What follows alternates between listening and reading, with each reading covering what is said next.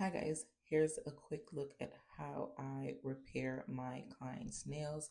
Most of my clients are natural nails, so whenever they bump their nails or they have a split, I always tell them just go ahead and cut it. I could always repair their nails.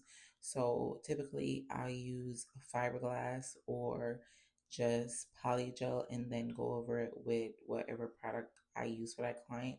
For this specific client, I did use fiberglass on her once before to repair a thumb and she loved it. She specifically requests I use fiberglass for her pointer nail and I said, why not record it?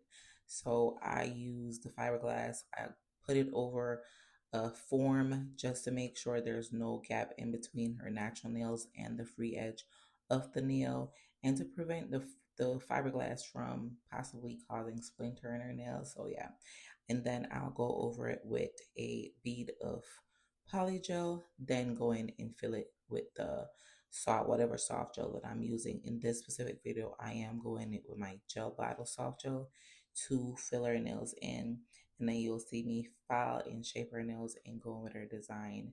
She seemed to love it and believe that it helps with her nail growing back even faster than it would without the fiberglass being on her nail.